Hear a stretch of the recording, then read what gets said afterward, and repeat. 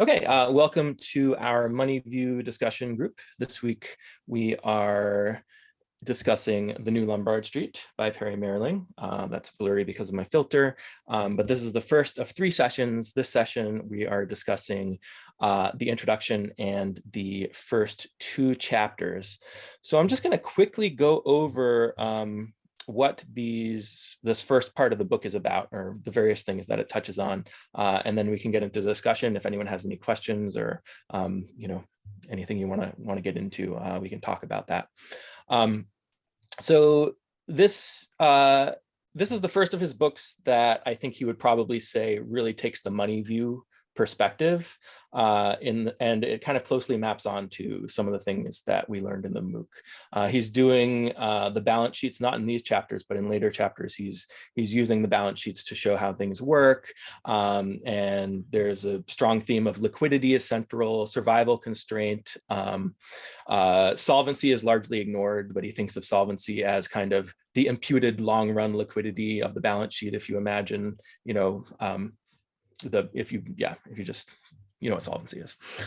There's this theme of elasticity versus discipline in terms of kind of keeping the economy stable, keeping the financial sector stable. And then there's the funding liquidity versus market liquidity distinction, where funding liquidity is how easy is it for people to borrow on the money market. And then market liquidity is how easy is it for you to sell your assets. And what he talks about in this book is how in 19th century gold standard Bank of England, it was all about funding liquidity. And Walter Bagehot says, lender of last resort, that kind of thing. But Perry emphasizes that the Fed isn't really as much, or the Fed tried to support funding liquidity in the 2008 crisis, but sometimes the transmission mechanism between funding liquidity and market liquidity in the dealer system breaks down. So then the Fed was forced to become dealer of last resort and actually provide a backstop on asset prices, on people being able to sell their financial assets in the market. So that's the, and he talks about, kind of over the course of the 20th century, how the American financial system really became about market liquidity, about shiftability, and liquidity really came from kind of these longer term investments being sold in capital markets. And we didn't really have a backstop in place for that going into the 2008 crisis. So that's kind of, those are the big themes of the book. He uses the book to kind of tell the story of the history of the Fed, but also how it co-evolved with monetary thought, with American monetary thought over the 20th century.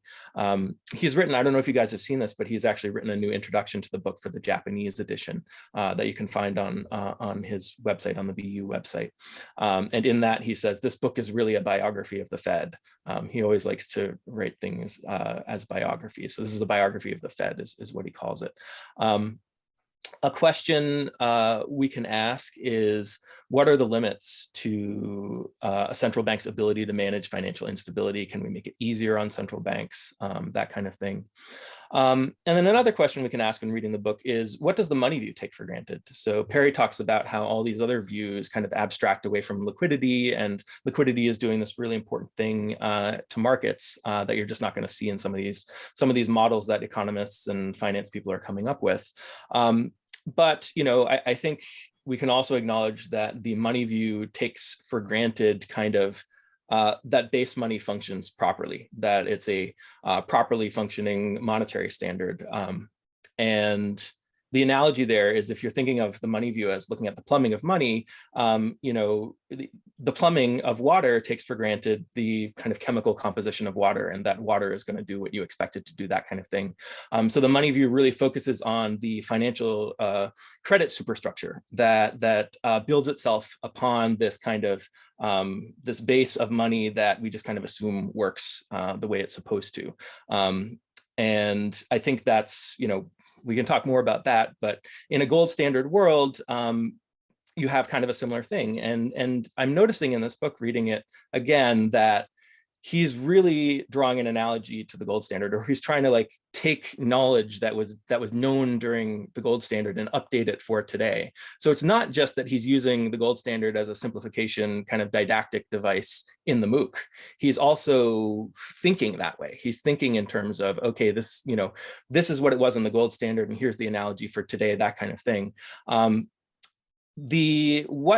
the standard was, what the monetary standard was simpler to define in the gold standard and easier to kind of take for granted. And there is this constraint that's, you know, that the gold standard makes clear that the monetary standard places on everything. And I think, you know, we can talk more about that later, but I think the money view abstracts away from that, and gold standard thinking kind of abstracted away from that, because they're just like, gold is, you know, it's going to be gold. It's still there. It does, you know, it works the way it does. It has its chemical composition, and you can trade it and that kind of thing. So let's see. So let's talk about the introduction in the first two chapters. So here's a quote from the introduction, page 1. Textbooks still teach the main task of the Fed is to control the short-term rate of interest in order to achieve a long-run inflation target. Ever since the crisis began, however, the Fed has instead been fighting a war using every weapon at hand, including a number of new ones never used before. So there's this theme throughout the book of, okay, it's an emergency. We use war finance. We do things that we really don't want to do during normal times because we have to, you know, all hands on deck, that kind of thing. And the introduction also talks about the Fed kind of becoming a dealer of last resort. And then you've also got this really interesting picture of the balance sheet of the Fed blowing up during the financial crisis. So it really took a lot of the private financial markets onto its own balance sheet.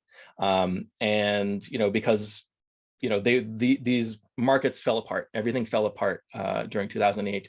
You couldn't sell your assets or anything like that. So the Fed said, okay, I'll buy everything, and then, you know, the balance sheet expanded. And that's just a really cool graphic that we've seen before if we've taken the course or ever seen Perry Mehrling talking about anything. So the money view perspective. Money view is focusing on the survival constraint, settlement constraint, or reserve constraint are kind of the examples of that, where past investments meet commitments for the future. So you have to match up your cash inflows and cash outflows. And then he talks about Harold Mouton shiftability. So, you know, kind of the innovation of saying, hey, we don't need to borrow money in the money markets. We can just sell our assets and get liquidity that way, and set up our banking system around that. Yeah, go ahead, Larissa. Oh, I was just, you know, I think that there's a lot already to react to from just what your opening statement was. So I was wondering if maybe we should like take a pause, especially since we have new faces, give people, you know, an opportunity to introduce themselves, give initial thoughts. Yeah, sorry about that. I'm going a mile a minute here. Anyone have any initial thoughts on the book? Yeah, and I would actually love to just know people's background. You know, if we can do one sentence intros as well, that would be great. Sure. I'm happy to kick off.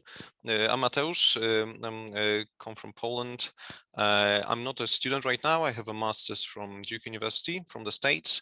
I work in the private sector for a macro consultancy, Oxford Economics, and I'm based in Frankfurt.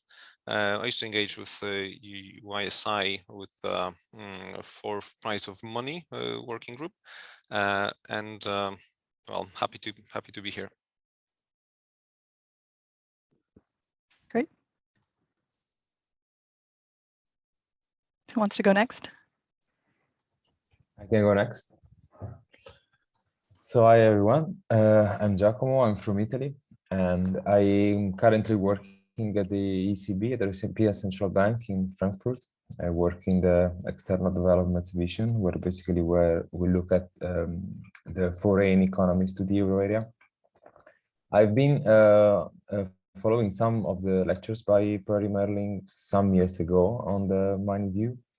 And so I thought this webinar is a nice opportunity to refresh it and to discuss and finally read the book. And yeah, I also do research mostly on monetary policy and the effect of monetary policy in the United States on wealth inequality and household debt. So I think it's very nice reading through this book how many topics that Perry touched upon. I mean, they're really push me to kind of rethink also what I do as a research, at least the lens through which I look at my research. And that's it. Thank you. Thanks. Yeah. Do we want to go to Lokesh? Hello. Yeah, hello. Hi, my name is Lokesh. I'm from India originally, but right now I'm doing my master's at University of Frankfurt in Germany. And my interests also lie in financial stability, monetary policy, and recently with everything that is going around with crypto and decentralized finance. And as I'm doing graduate school right now, if I have to study or know about money view or the things that Professor Mehrling talks about, this is the only place that I can come to, because graduate school is everywhere around the world. It is so standard and so similar that I don't have in many other places to go and take refuge to. So I'm very happy to be able to, join this session. And I've been following your activities for a long time now, and I will increase my, my work, and I want to do my research in this area. So I have a very long-term plan with this. So thank you for organizing this. Yeah, thanks, Lokesh. Ivan, would you like to introduce yourself? Yeah, sure. Hi, everyone. How are you? My name is Ivan. I am from Argentina. I am currently here in Argentina, but in a few weeks I will be in Leeds, UK, where I started my PhD recently. Well, I read the book some years ago, but I am coming back to the work of Perry, mainly the book, because I am my project is related with financial institutions and exchange rate markets. So I thought that this will be a great opportunity to return to the book in a collective way. Awesome. And yeah, so Larissa, we should hear from you as well. Oh, great.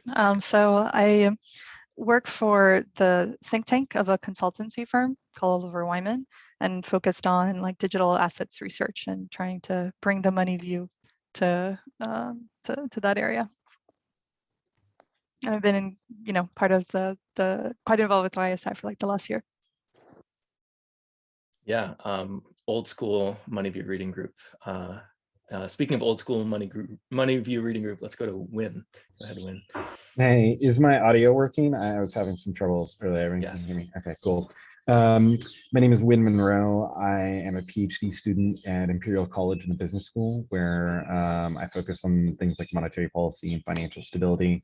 Previously, I worked at the Fed in the money markets division, and that's kind of how I ended up kind of finding out a bit about Perry Mehrling, and kind of read Stigums, and then ended up, watching some of the lectures. And I read this book, back when it came out.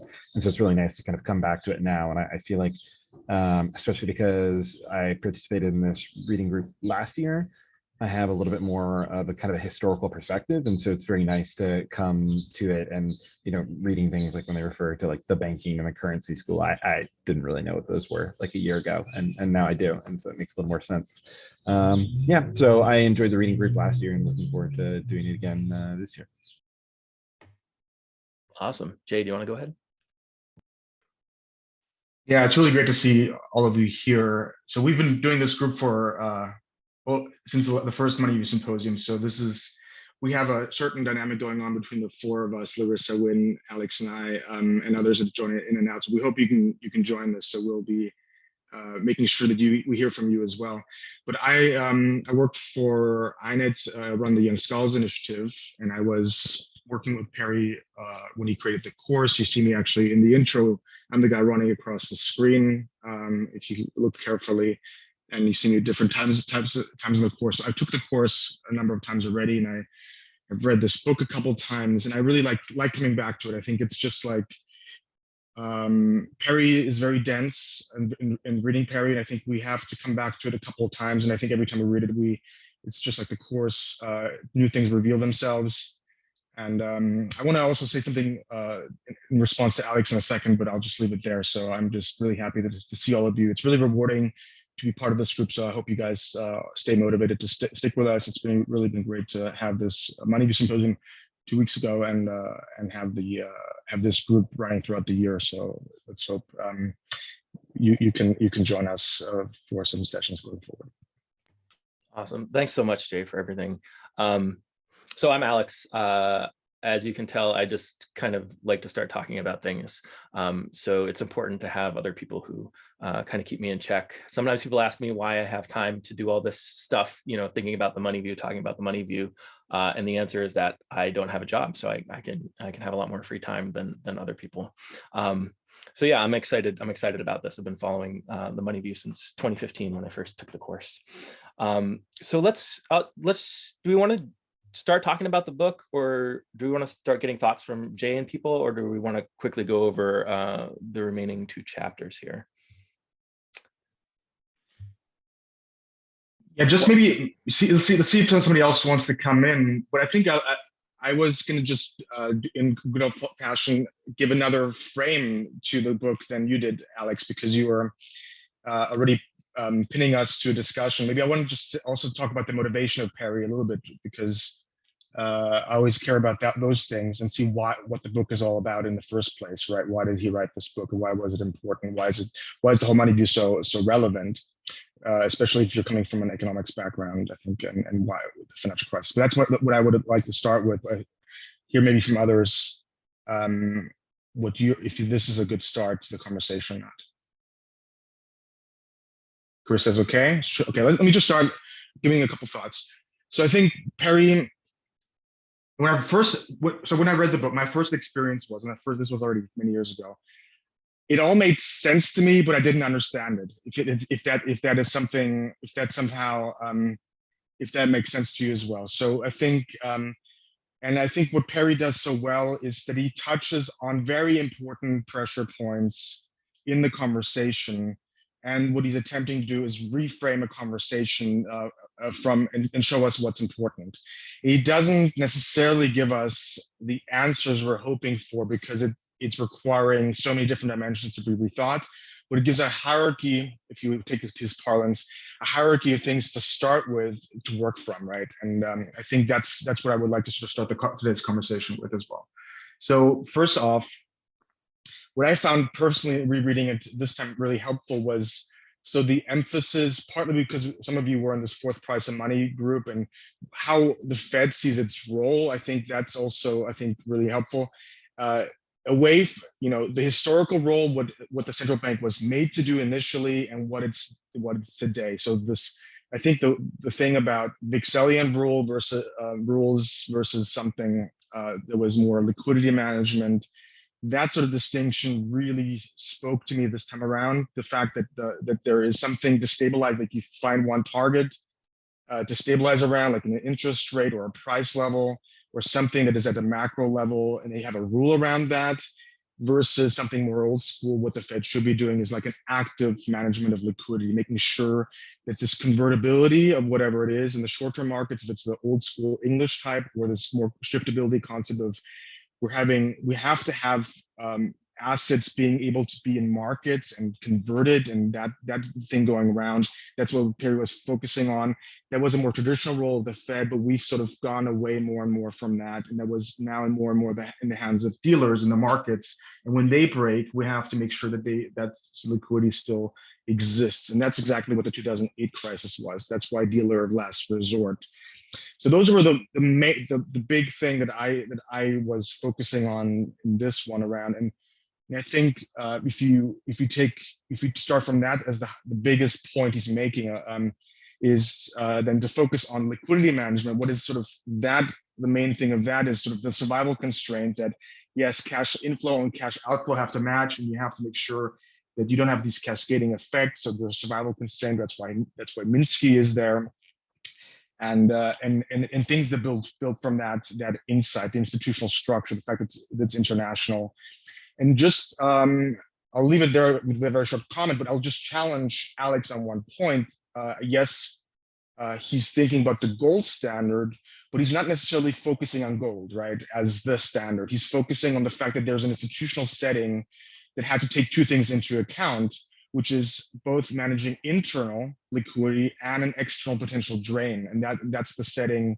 There's two different problems that he's considering. We can talk about that in principle, but this is, I don't see Perry, at least in the book, focusing on gold in a way that defines the standard that everybody has adhered to. It's focused on the institutional setting of managing liquidity around the gold standard.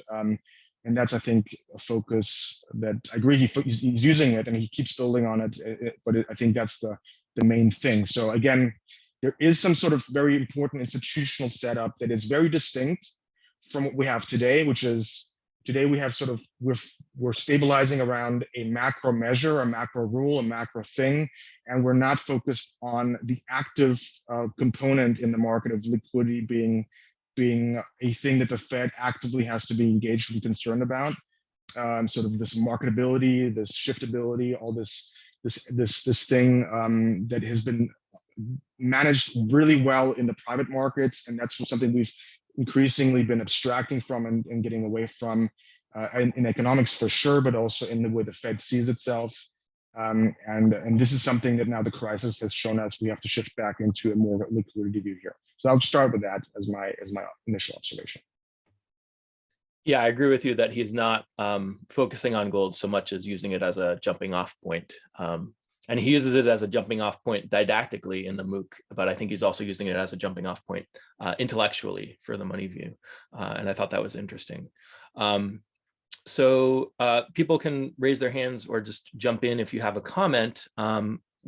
Barring that, I'm going to quickly talk about what these chapters are. So chapter 1 is Lombard Street, Old and New. He kind of starts with the idea from Minsky that you can think of everyone as a bank. Everyone has cash inflows and cash outflows that they have to manage. And everyone faces this survival constraint where if their cash outflows exceed their cash inflows, then they have to do something. They have to spend down their balances or borrow or sell an asset or something like that to be able to make a payment. The first part, he talks about the inherent instability of credit. He draws an interesting comparison between Hawtrey and Schumpeter. So Hawtrey is saying, okay, credit is naturally going to be unstable and we need to kind of stabilize it. And Schumpeter is saying, well, that boom, that instability, you know, it eventually comes crashing down, but while the boom is booming, a lot of new stuff gets made, and that's how kind of the economy advances and that kind of thing. And you don't want to necessarily interfere with that. So he talks about, you know, creative destruction, and you don't want to,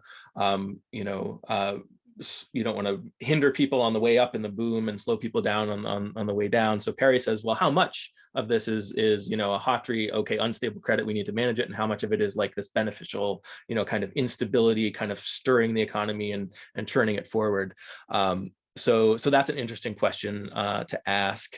Can I come in on that question briefly? Yeah. I mean, this is not something that he kind of addresses head on here, nor do I think he really kind of needs to, but it's I think a natural question is, you know, when he's kind of comparing some of these things, for example, you know, stability versus kind of creative destruction, it's not immediately clear why you need macroeconomic fluctuations to get creative destruction, right? I mean, it's clear that that would kind of yield some of this, but you could imagine, you know, an economy where some firms die off every year, some firms are born every year, and that the, you know, increase and decrease entry and exit of firms is not like highly correlated, you know, across time or something. I think it makes a certain amount of sense that some fluctuations kind of encourage that process, but I'm just saying a priori, it's not immediately obvious to me that that has to be the case.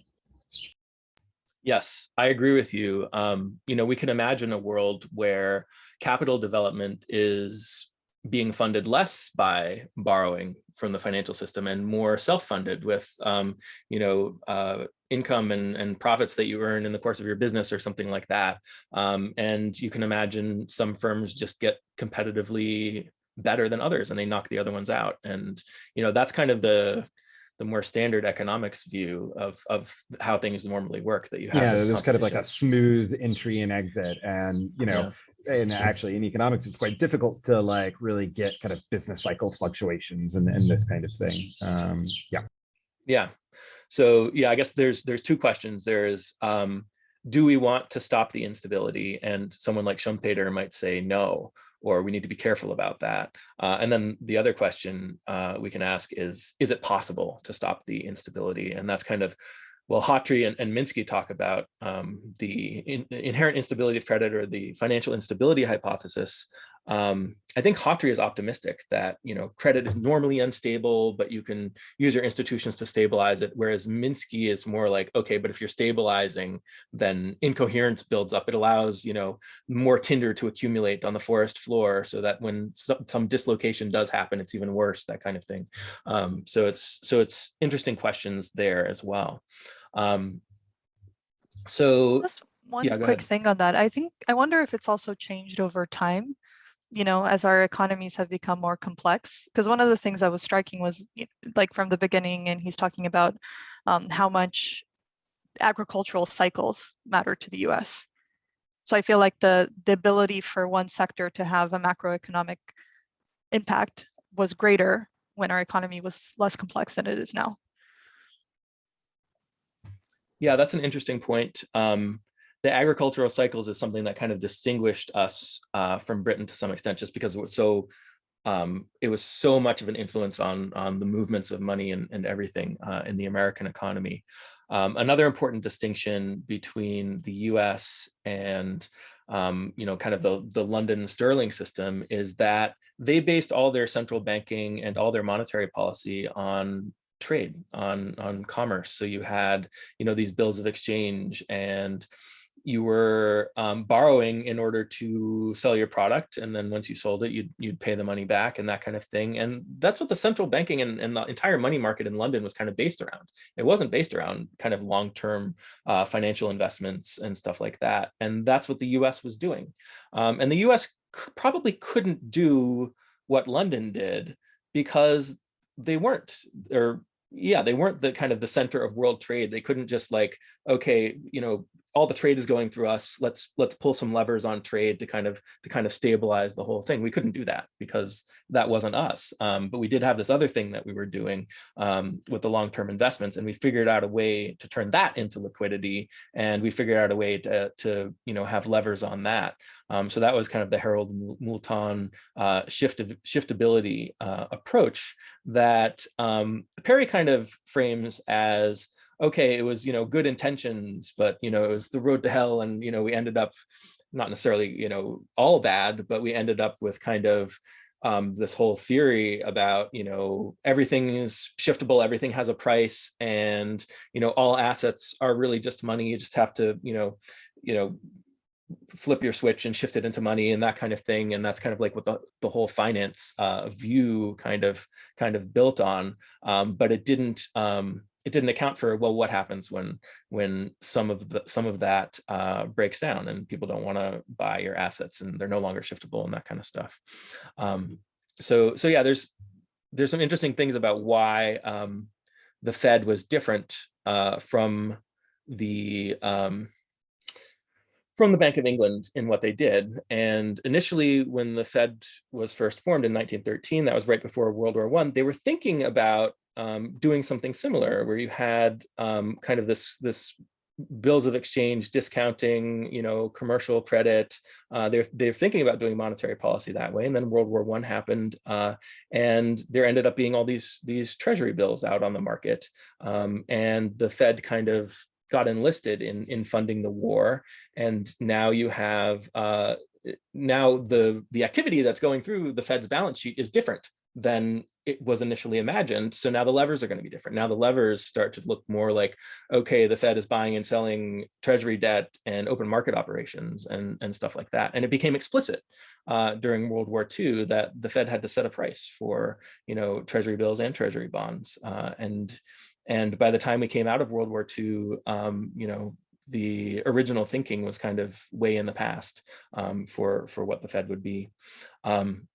So in this first chapter, Old Lombard Street is Bagehot rule. Banks move the discount rate to manage cash flows, and then the Bank of England is the central bank. So they're kind of maybe not doing it as much for their own profit or to manage their own cash flows, but to ensure that the system doesn't fall apart. So they'll set their own discount rate, the bank rate, above the market rate, so that they have enough reserves in place so that, you know, if the market rate gets pushed up against bank rate, then they'll be able to, you know, handle that. They'll be able to act as a lender of last resort. And the new Lombard Street is really, you know, the New York money markets, or the world money markets, really. It's all repos, repurchase agreements, rather than bills of exchange. And you have the Fed going into the money market, into the repo market, and lending or borrowing to push interest rates around. So it's a different mechanism. There's still technically a discount window at the Fed. I'm not quite sure how it works. I don't know, like, do you still sell them a bill of exchange as collateral? Or I haven't really been able to find this. Maybe Win knows, because you work there. What do you? Yeah, I mean, there's a discount window where banks can go and borrow from the Fed, and they do so by providing collateral. And there's schedules of like what kind of collateral is available and what kind of haircut is available. At the Fed, it's pretty much never utilized, usually because, or people generally say because of concerns about stigma. However, during financial crises, they roll out things that look a lot like discount windows, but maybe are more generous and less stigmatized, and et cetera, et cetera. I think that places that you see kind of more active or related use of those are places like the Bank of England and the ECB now. And part of that, and this is, you know, part of the theme of the book, is that, you know, those places tend to be a bit more bank-based, especially the ECB and the Euro system, while, you know, the US and to a lesser extent England are, you know, have a kind of a larger reliance on capital markets. And so, you know, the discount window is kind of important, but maybe not as important. And in some ways, you know, I'll just take it as a chance to kind of comment on this. You know, this is oversimplifying grossly, but I think one of the major themes of this book is basically like what, you know, in economics and finance, there's this kind of field of study called financial structure. And a lot of it is this kind of idea of like, are you bank-based, are you capital market-based, blah, blah, blah, blah. And, you know, it feels like one of the kind of major questions of this book is what does the old lender of last resort responsibility of a central bank look like in the new financial structure? And of course, from there, you know, come many things and many ideas. But yeah, I don't know, that has a discount window. It doesn't get used a lot. Yeah.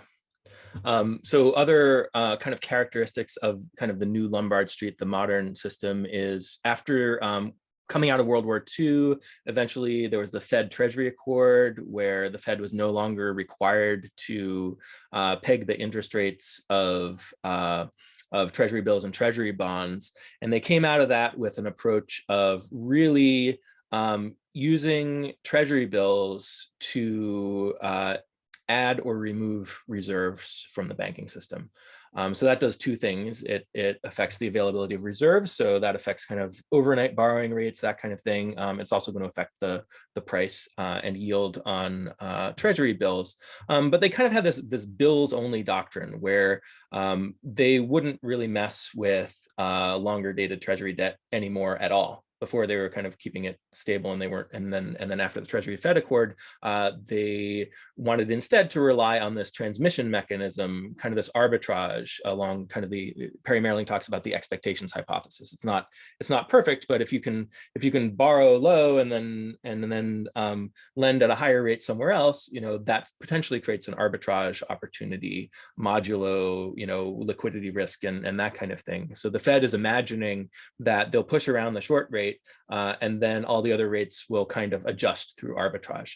And that works fine, perhaps in normal times, but it doesn't work fine if you're in 2008 and all of that arbitrage breaks down. So that's why, you know, kind of the Fed had to move up the yield curve and start doing things like buying longer dated Treasury debt and other types of assets that for which the markets had just broken down. So the transmission breaks down during a crisis, and then the Fed kind of, Perry Mehrling frames it as almost inevitably the Fed had to step in as dealer of last resort, just because of how the system was structured. So whenever the crisis was going to happen, the Fed would kind of have to do that. So that's chapter 1. Chapter 2. Yeah, Alex, should we, get reactions and people's Sure. thoughts to Yeah. chapter 1? Yeah. Just, I feel like there's a lot to, so what did people think? And I could be wrong, but I think that also covered a lot of chapter 2. I mean, maybe there's more there, but a few of the last things you said, I think, are in chapter 2. Yeah, that might be right. Yeah, chapter 2, I can just say really quickly that it covers some similar ground to the Alan Young chapters in the money interest and the public interest.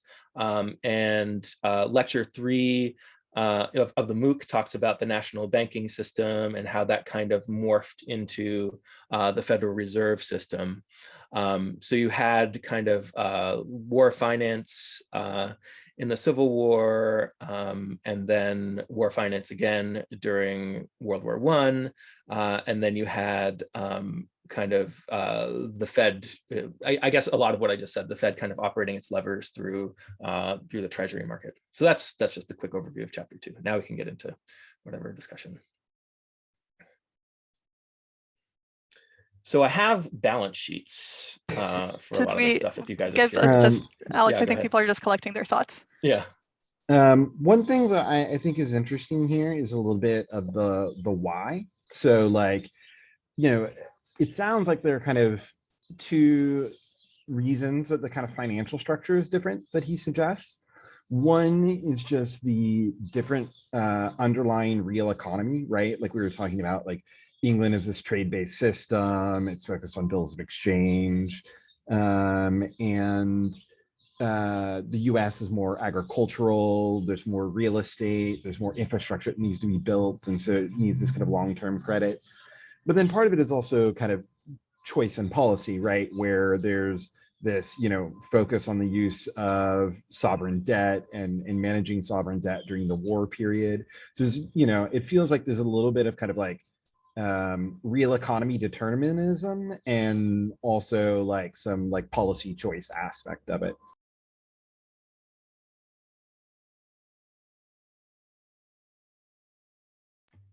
Yeah, go ahead, Giacomo. Yeah, on chapter 1, I found there was a passage which was quite interesting, but that I think Perry just touched upon it, and which is when he discussed the moment in which the Bank of England basically become more a kind of modern central bank in terms of, a public policy institution, if you want. It is the very moment when the Bank of England stops considering itself just as another bank which managed the interest rates in the money market, and that responds to private interest, basically. So the shareholders, and so then the Bank of England becomes more, let's say, a public policy, what now we will call the public policy, or a central bank institution. Yeah, I think that was quite an interesting passage also because if we compare the Bank of England to the birth of the Federal Reserve, my reading was that the Federal Reserve was chartered already with this public policy objective in mind. So let's say the kind of failures and financial crisis that happened that occurred in the UK, maybe also because of the role of the pound for the international trade system, were kind of a lesson for the charter of the Federal Reserve, which was already chartered with the idea of a macro aggregate economy level stabilization purpose, which then central banks, modern central banks, are now.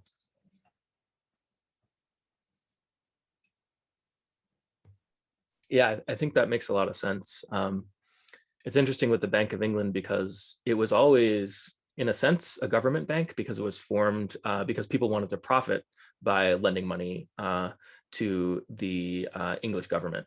But eventually, yeah, they kind of reached a point where they weren't trying to profit so much as they were trying to stabilize the system. But I think there's kind of a natural connection there, because if the system breaks down, then you're not going to profit very well anyway. So there was kind of a compatibility there. It didn't have to be like a kind of a huge leap or a discontinuity in what the Bank of England was doing.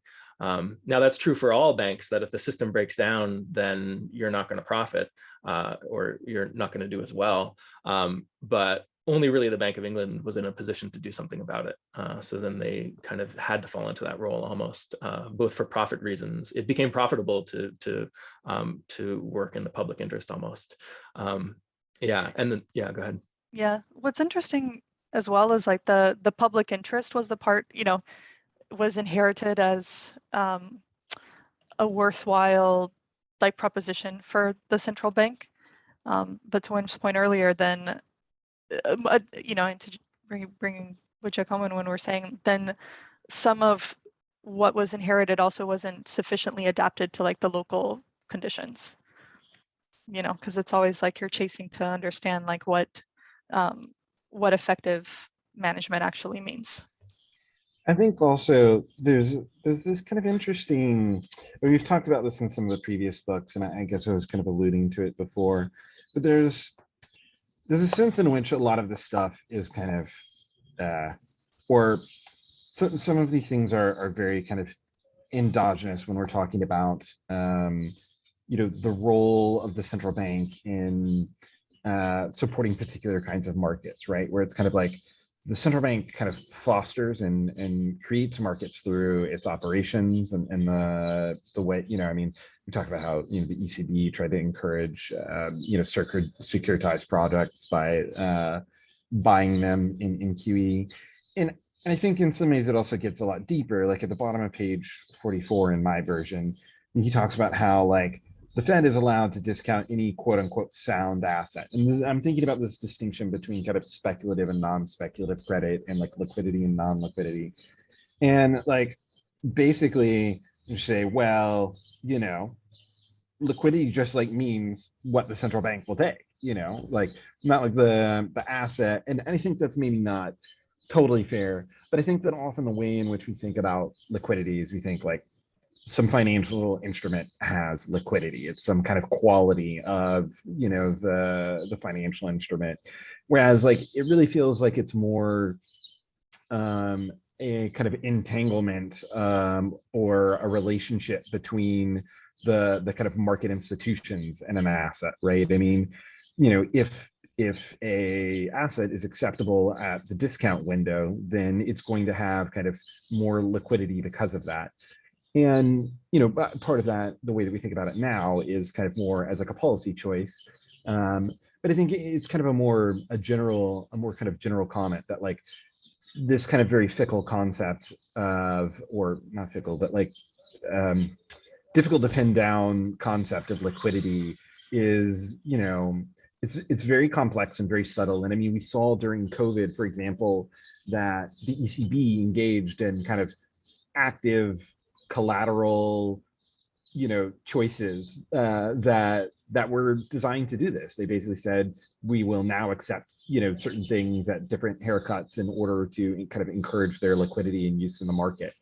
And so, I think this is very interesting. So when we're talking about this kind of shift in financial market structure, like I was saying, some of it may be due to kind of real economy fundamentals, the need to build railroads and, farms and all this.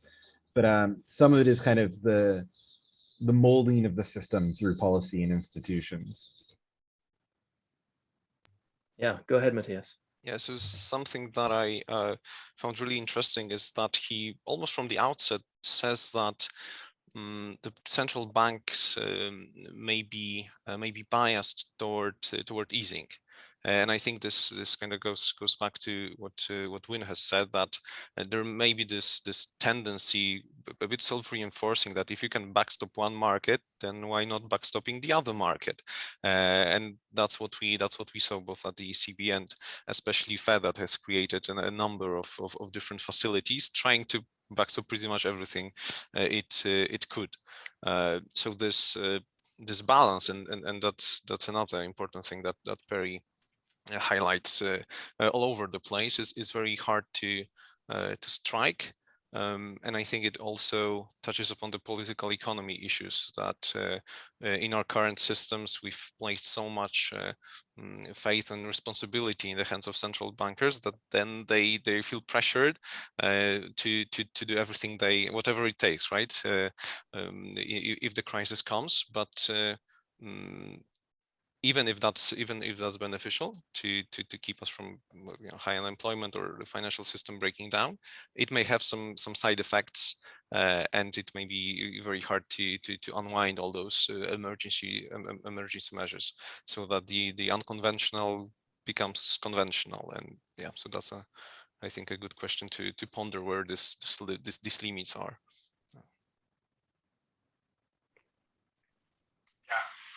Yeah. I really like your point, Mateusz. I think that's super helpful. I think this is also the balance portion. Discipline and elasticity is I think we have theories on either side, right? That's the thing. There's theoretical battles going on either side, and Perry actually removes himself from that. He says both are important, both have their role. We have to actually understand that this is exactly the role of balance that the central bank has to have, and that's why it's an art. It's not some sort of rule thing that you can just dogmatize in some way. And so there's a role for both. There's a disciplining role and a elasticity role that is super important. That's why I think he's also basing it on Bagehot, because Bagehot has both discipline and elasticity in the same sort of framework, which is lend freely, elasticity, at a high rate, discipline. And I think this is sort of that's only for crisis times. And I think I really like that framing, because it doesn't put us in a position to have to sort of fight a battle for the charter list or sort of the conservative bankers here that are fighting these battles on their own end. There's a political agenda behind these two perspectives, but the central bank has to manage this balance. And as you said, Mateusz, the point is really important. Like, the central bank can do many things. It's got a lot of power, but should it do these things at what cost? And right now we have exactly these issues where we use this power, and now we have a long conversation that we had. How do we unwind these positions? How do we get into other things? And there's a pressure to unwind the bank balance sheet. At the same time, because we were too elastic, probably according to Perry in this last period, we saved the system, but then we went beyond that. And secondly, now there's more pressure to do more development finance and other Green New Deal and all this kind of stuff, which even extends the current mandate into something else potentially. The central bank can do this, but should it, right? And I like the fact that also Perry says there was a split off in different institutions, with savings banks and other banks doing long-term sort of development stuff. It was not a central banking feature, or not even a market feature. It was something else. So I like that pointer to how the institutional setting could be, or there are different frameworks. And I really appreciate the point you just made. Yeah, I agree. And thinking, not just on like what happens in times of crisis, but what happens in normal times. So I'm struck by not only like the role of the central bank, but what kind of market infrastructure it allows so that there are sustainable business models for dealers. Because the part that was most striking for me in chapter 2 is when he was talking about that they recognized there was shiftability, they recognized that speculative investors were like a big piece of providing that shiftability, yet it was something that they wanted to resolve. However, it's really hard to, I think you can either have like a lot of speculation or a lot of like dealer profitability, basically, because like how is liquidity or immediacy of a trade provided? Either because the dealer has the balance sheet and has had that inventory, or there's necessarily somebody else on the other side. And if there's somebody else on the other side, it's because there has to be speculation. I don't know if you can actually achieve, you know, this coincidence of wants without speculative activity. But then kind of central banks want neither too much speculation, nor, you know, they want like hyper competitive markets where dealers' margins are super straight, super narrow. So I don't know. It's just something that struck me. I don't know how you get around that, because you want systems that are efficient and you don't want speculation. So I don't know. Yeah, I think related to this and also kind of the previous comment on kind of the role of kind of balance here. I mean, he'll often put it in terms of like a balance between discipline and elasticity, kind of applies that to a lot of things. On the one hand, I think that it's kind of like, it's a fair comment. But on the other hand, it's also, it's a little unfair, where it's just, wow, you know, like, you know, always have the right amount of, you know, discipline and elasticity, and always adjust it to the right circumstance. I mean, he criticizes the current system for making liquidity too cheap. And then he's, you know, and he says the gold standard helped create some discipline on that. But then, you know, the gold standard kind of made liquidity too expensive, and provided too much discipline. And yeah, I mean, it's easy to kind of criticize all the systems. It's a little bit harder to think about how to do it right, you know? And again, that's not to say it's incorrect. I just think, you know, it leaves as many questions as it provides in a way. And maybe they're different and better questions, but it is, and you know, in fairness, Tim, I think his perspective is that, and I'm guessing this, but, you know, based on how much he kind of refers to Hawtrey and the way, you know, the book we read on Hawtrey last year, The Art of Central Banking, I think he very much sees it as kind of this art and this judgment, and that, you know, in an even given context, you need to kind of evolve the way in which you're thinking about how policy should kind of lean one way or another. You know, that said, sorry, one more thing on this. I mean, there is a bit of an unproven statement in this idea that, like, you know, the financial crisis was due to excess liquidity. I mean, that may be true, but it may not be. And I would have to think about that a lot, you know, to think about whether that's like really kind of a deep-rooted cause, or just, you know, some small aspect of it along the way. I'm not sure, because, you know, we'd have to think about the way in which we would measure how much liquidity is kind of provided by various central banks. It's not immediately clear to me. Yeah, and when we're talking about kind of trying to achieve a balance between elasticity and discipline, we can also ask the question, well, what's the outcome that we're trying to achieve? So Perry kind of assumes that the natural responsibility of the central bank, this is a book about the 2008 crisis, so you know, but he assumes that the natural responsibility of the central bank is to manage the stability of the banking system, the financial system. There's a quote from page 15 where he's talking about like a housing bubble. And he says, if house prices are appreciating at 15% per year, it takes an interest rate greater than 15% to stifle the bubble. Even supposing that the central bank is able to impose a high interest rate of 15%, 15% would stifle a lot of other things as well. Conclusion: if you didn't catch the bubble early, it may be impossible to do anything using interest rate policy.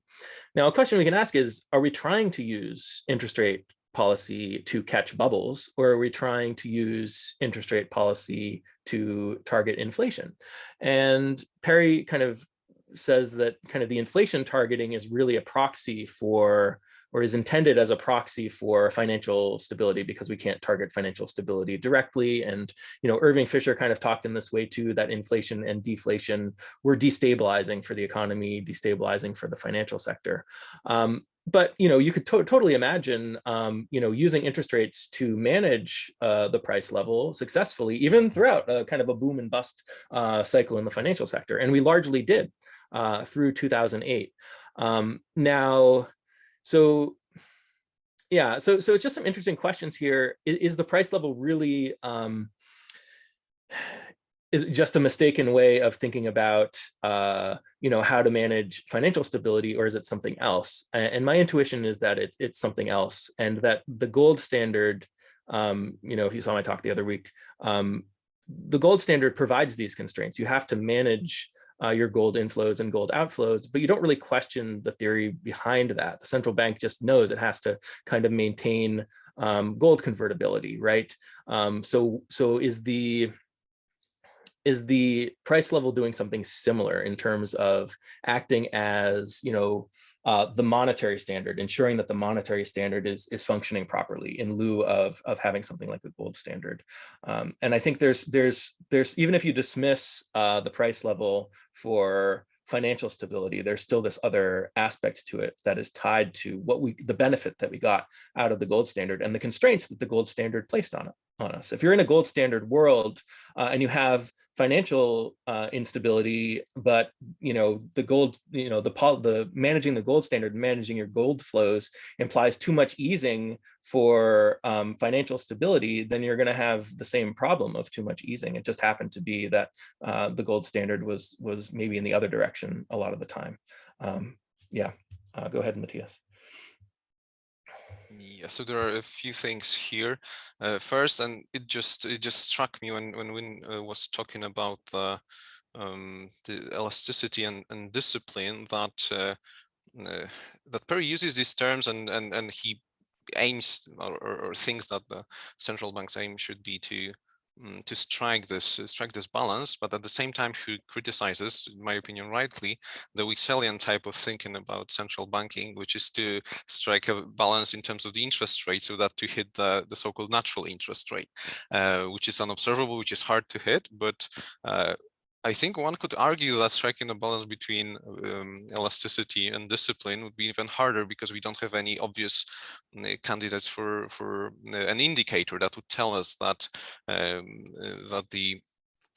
we are hitting any of the extremes, right? And we have all those discussions post 2008, whether the elasticity was too excessive in the run-up of the crisis, which is easy to argue post-crisis, but I don't think it would be as easy to do it from the vantage point of 2004 or 5.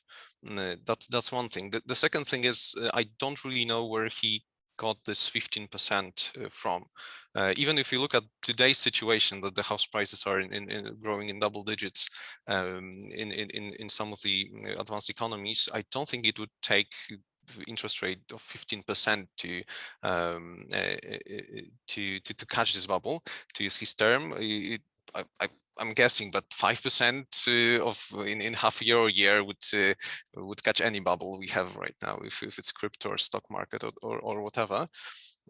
So that's just just my I'm wondering where it came from. But I think this question about whether we should catch these bubbles is a very timely one. If the policy should lean against the wind, and I've seen papers saying that it should, and I've seen papers that says that it shouldn't because of the real economy cost. If you use monetary policy to do that, then you incur some damage on people who did not benefit from the bubble because they are poorer, but the unemployment rate is going to go up, and we are going to have all these costs associated with tighter policy. Yeah, I think so. I had kind of one comment, but a couple things kind of related to what you said too. Just going to continue the conversation. Yeah, the 15% is mysterious. I suspect that it maybe comes from like and I'm totally speculating here, but maybe like a bit of a transference from the kind of results that you get in some of these kind of new Keynesian Taylor rule type things, where you can have a determinate price level, right? You have to, exactly. You need to have you need to like increase the interest rate by more than the deviation from your inflation target or whatever. That's my suspicion, but I agree that like realistically there's no reason for that to be the case. I think also this kind of question about where this perspective fits in versus kind of a more natural rate Wixelian thing. I mean, he discusses this head on, and yet it still kind of leaves some questions, right? I mean, at the very beginning in the intro, I think he talks about how like natural rate theorists view credit as naturally stable. And so, as long as the central bank doesn't mismanage things, and therefore, the central bank should just work on kind of price stability. Whereas, his perspective is this kind of Minsky-Hawtrian one where credit is unstable. And so, the central bank should kind of focus on like the credit aspect of it, more, or that's some kind of like, some kind of macroeconomic fundamental that needs to be considered more than in the kind of like natural rate perspective where credit markets just kind of work out. I mean, part of that is probably kind of a deeper question about how we model and think about money in our economic theories, and thus how we kind of think about credit. It's something that I think we should definitely kind of return to as we go throughout, because it comes up in a lot of different places. And I think housing is such an interesting example, because on the one hand, it's like a financial asset, and we talk about it, in terms of, its effect on financial bubbles and things like this. But it's also, an important part of kind of most inflation measures, or at least some aspect of, owner's equivalent rent or whatever it may be. And so like housing kind of is, bridges this kind of financial stability asset price aspect and a consumer price inflation aspect. And so it's an interesting case. I think we read Eric Monet's book on credit controls and their use in the 50s in France and elsewhere, which is very interesting. And one of the things that he kind of mentions is that a lot of these things are a lot like the kind of macro Peru tools that we have now. I mean, I just read an economics paper recently that was looking at the Bank of Ireland using kind of macro Peru tools in order to kind of reduce housing prices, because they felt that they kind of had a housing bubble. And it makes you think a little bit about what the particular mechanisms are, what prices you're really addressing, what is the major, are you worried that prices are going up because there's too much credit, or as many people talk about now, is it because of supply side issues? And so the way in which we think about central banks' role in managing either prices in general, like in the form of inflation, or prices and credit in particular financial assets, I think is, I don't know, I mean, it's been kind of a constant tension since the financial crisis, and something that I think is an interesting theme to kind of keep with us as we go through this. Yeah, well, on this 15% thing and leaning against the wind, I think, so first of all, is that a really important point that Perry is making? I think he's borrowing it from Hawtrey.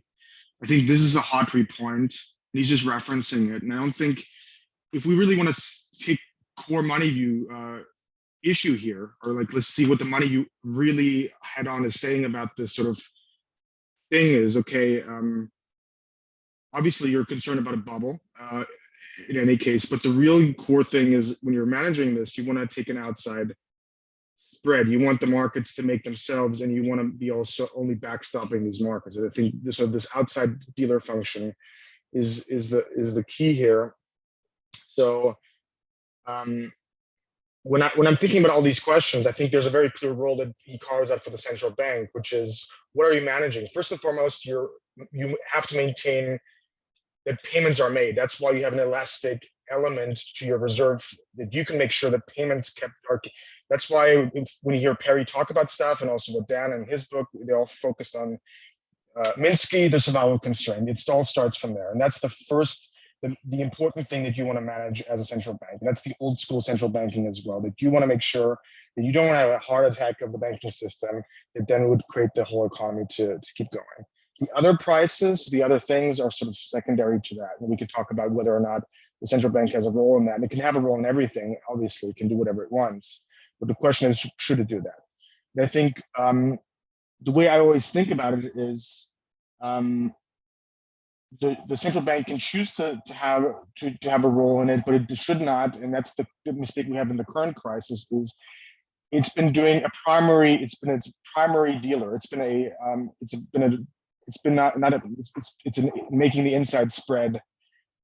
And so it's already making prices directly instead of standing back and backstopping the prices, right? That's the thing. And I think Perry would criticize with the current setup. And it should only be there as a last resort. It should not be their active dealer constantly. And I think we've gotten into the habit of managing these things in that way.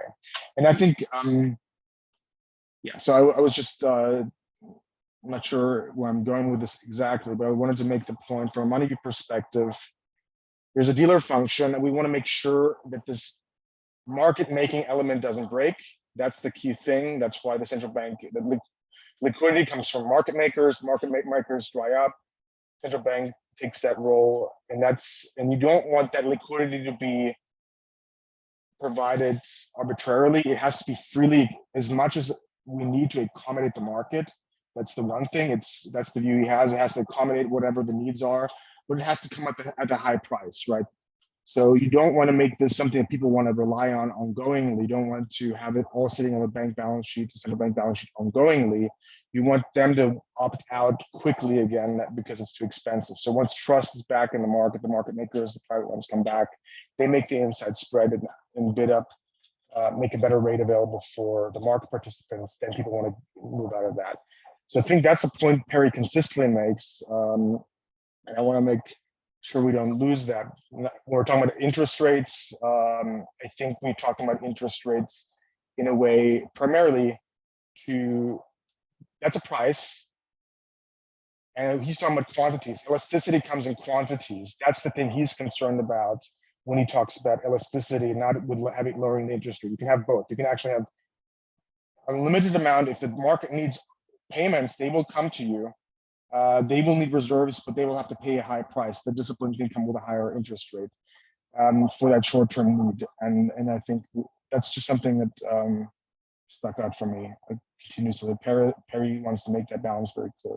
If you have both these things elastic, both interest rates and quantities, prices and quantities elastic, that's the current model. It's very appealing, it's very seductive, but it's also creating dynamics where you don't really know what the central bank is doing right now. It's not really clear about its role. I think Perry provides at least a very clear analytical answer if you accept this balance perspective, what the right kind of balance could be between elasticity and discipline, creating an outside spread, not being the primary holder of these assets if you don't have to be. In a crisis situation, yes, but not on an ongoing basis, and making people think twice to be wanting to have you as a counterparty because it's expensive. But they'll do it in a crisis, but they will not do it if there are other alternatives and market makers coming back and trust in the market. So those are just some points. Yeah, it's interesting because the Bagehot rule does have this element of credit control in it, like what counts as, and I guess Wynn was talking about this before, what counts as, good security in normal times. So there you're kind of playing favorites a little bit and deciding, which types of credit you want to support and which types of credit you don't.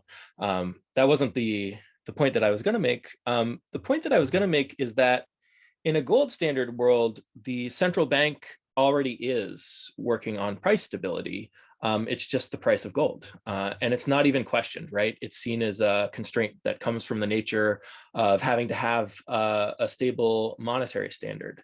But then that constraint sometimes can come into conflict with what you want to do for financial sector stability.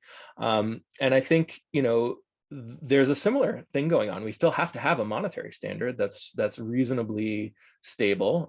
We're not just mindlessly pegging to gold anymore, but we have to have a currency that's working, right?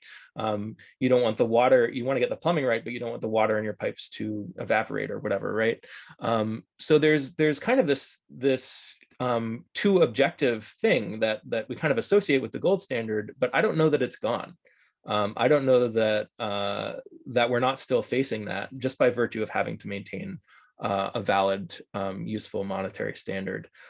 So I think there's leaving the gold standard is maybe helpful because, you want a monetary standard that is, has generally stable purchasing power with respect to stuff in general, not just one commodity. But beyond that, beyond it just being shifting to a better monetary standard, I don't know that you get out of some of these problems. So if the central bank has to maintain price stability, then can they even manage financial sector stability the way that Perry Mehrling would want them to? And it's not clear to me that they could. It's not clear to me that all of these things can be managed through the financial sector and through monetary policy. It might have to be the case that you do something on the fiscal side or something like that, Yeah, I mean, these are, I think that this has, been kind of a big debate since the global financial crisis. And I think Bernanke in his kind of comments over time has been very interesting on some of this stuff, and I think maybe indicates some of the shifting perspectives on these things. On the one hand, he's very much has kind of traditionally been kind of an inflation targeting advocate. And then, in the financial crisis, he kind of prominently said, well, the most important role of the central bank, really ended up being its lender of last resort responsibilities.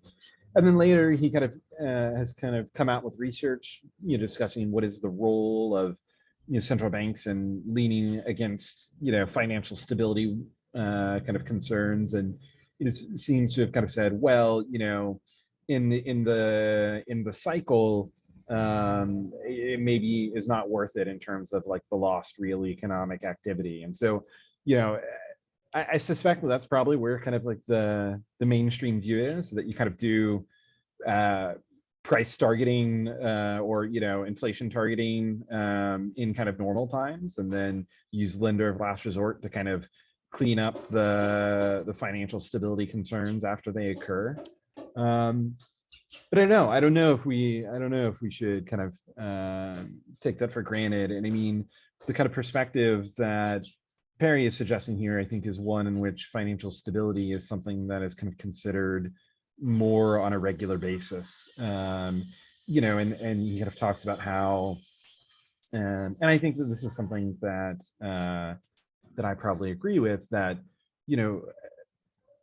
that there's a certain kind of momentum to financial stability risks, and that if you kind of nip them in the bud a bit earlier, maybe it's less difficult to manage. But once they really get going, it may be much more difficult to manage. And I think that probably ends up bringing us back to questions about macro Peru and credit controls and things like this. But yeah, an interesting question is, sometimes in the gold standard, the central bank decides to suspend specie payments. We can ask the question, when is it appropriate to do that, right? Because you could always decide not to suspend payments and really kind of screw up your financial system or something like that. So maybe that's analogous to the question of, when is it appropriate for a modern central bank to allow inflation to ride and to not keep inflation as steady as they would have liked to target in normal times, that kind of thing, because you're by reining in inflation, maybe you would cause problems in the financial sector, unnecessary discipline in the financial sector that would destabilize things and be more harmful than a little bit of inflation, that kind of thing. Yeah, I'd also add that I'm not sure that there's a lot of there's deep conflict between some of these things, right? I mean, for example, when central banks lend pretty freely during crises, it's not like that creates inflation. Usually you have such kind of downward macroeconomic stress going on at the time. The central bank is just lucky to avoid deflation. So it's not like kind of alternating between price stability and financial stability, is necessarily kind of in conflict. I mean, I guess the big question is, is that the case if you kind of do it more regularly through the cycle? If you really are kind of trying to lean against housing bubble. I think also, maybe at some point we should read some of this research. I mean, it's not most of the stuff that we focus on is kind of monetary policy and central banking. But since we're kind of a financial stability group, at least nominally, we might want to look at some of this new research on the housing bubble and new perspectives on them, because there are a lot of people now who take a view that like the housing bubble was not the result of like excess credit, but in some ways that it was, I mean, like we're kind of talking about now, like supply bottlenecks and these kinds of things. And so, maybe the housing bubble is something that we want to kind of revisit and in some future readings. On the, I think, Win, on this last point on the housing bubble, actually there is a debate research on whether the credit expansion was directed towards subprime borrowers or toward borrowers, let's say middle class or rich borrowers. So maybe we may want to look at the debate. But I would like to go back to the discussion that we were doing earlier. That is about, I say, targets of central banks and monetary policy and trade-offs. I tend to think that, also inspired by the reading of Perry's book, that maybe the issue of targets and trade-off is mostly an issue of tranquil time.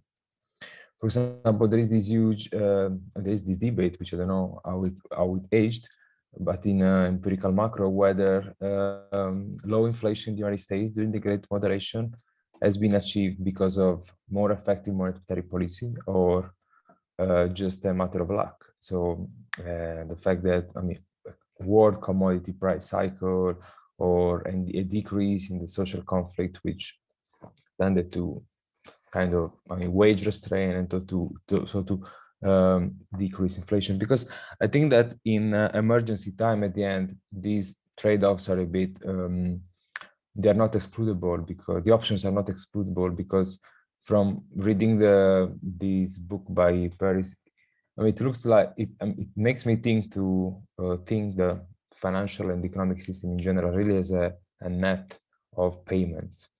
So when a borrower stops paying, then there is a chain and of missing flows of income and expenditure.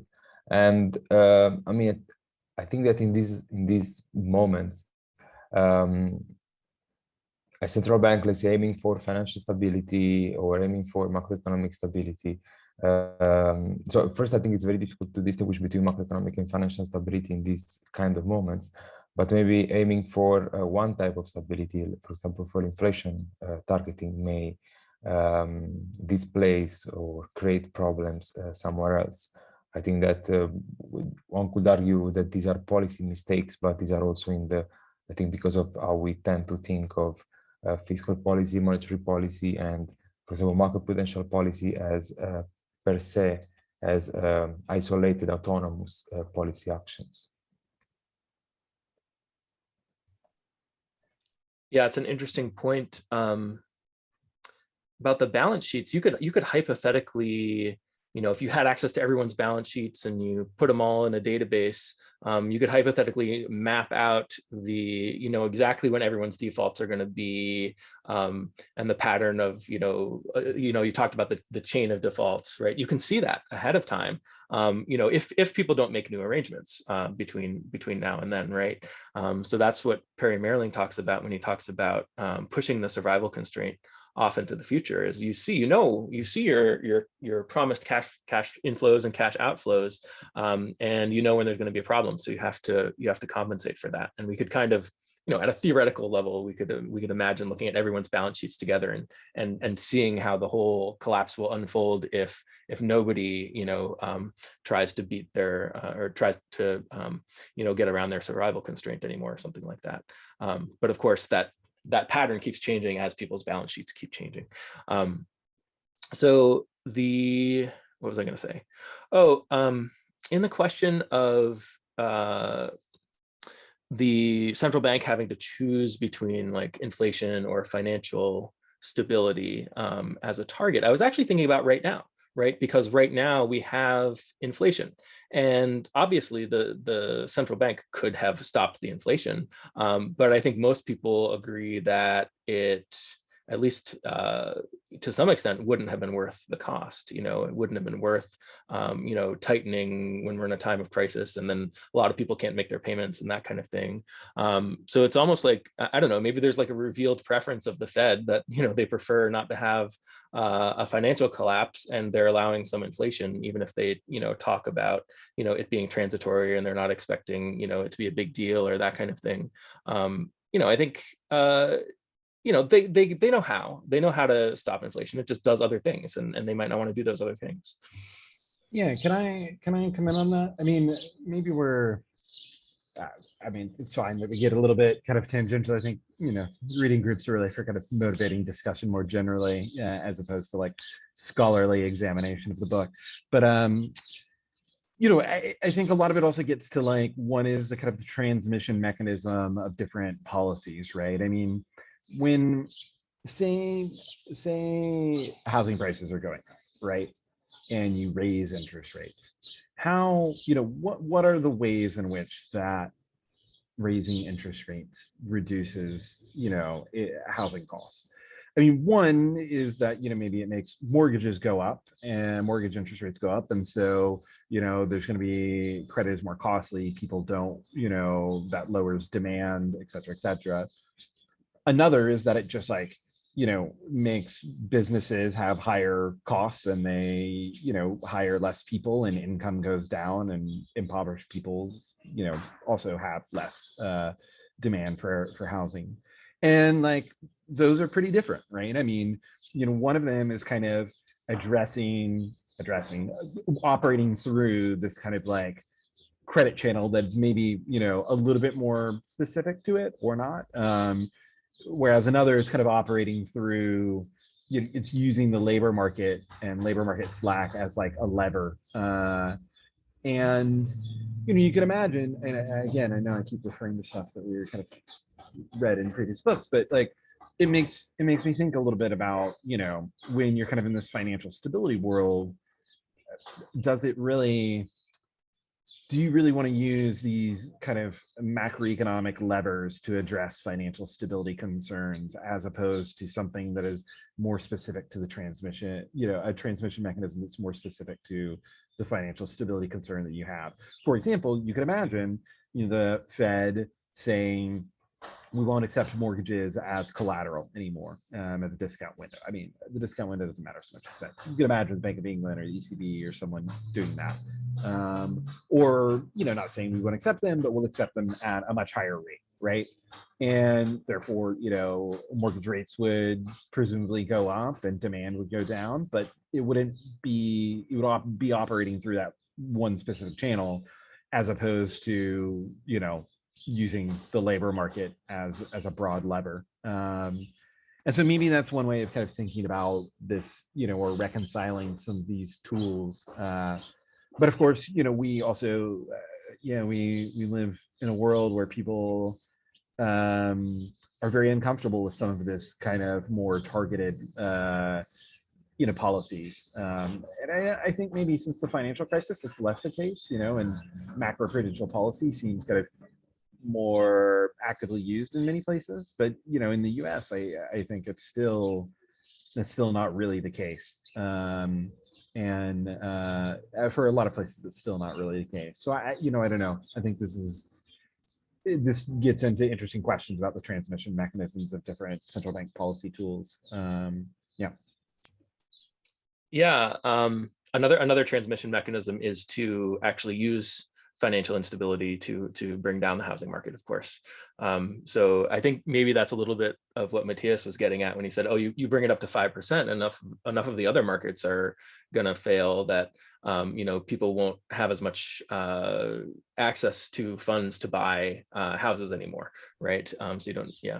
Yeah, and there's also this kind of like school of thought in kind of macroeconomic theory that thinks about this for consumer prices too. They talk about kind of like opportunistic disinflation, where you don't really try to actively take care of inflation because at some point there will be a recession, something will go wrong, and that will bring it back down. You know, I don't know how wide of a school that is, but that's kind of a perspective out there. Yeah, I'm probably going to have to hop off here in a little bit. yeah. I just wanted I don't know to if you're planning on going a bit quickly longer. respond to something you said, which is that if you want targeted policy, another way you could do that, besides having kind of targeted credit policy on the, you know, responsibility of the central bank, is you could tighten credit conditions and allow the fiscal authority to do targeted stuff. And maybe that would be less offensive to people who don't want the central bank to be making those kinds of decisions. Yeah, that's fair. I mean, I think that the question is like, how would, you know, is Congress going to get together and kind of change the interest rate on mortgages, you know, every 6 months or something? You know, it feels like it would end up getting empowered into an institution or an agency that's a bit like a central bank.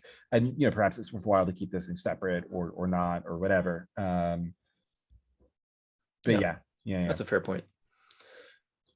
Okay, so when is, I mean, we've been going for an hour and a half. Does anyone have any final or anything else they want to get into before we all sign off here? All right, this was a good discussion, you guys. In 2 weeks, we're going to be discussing chapter 3 and 4, and I think chapter 4 is probably the hardest, maybe the most interesting chapter in the whole book. So that should be a fun one.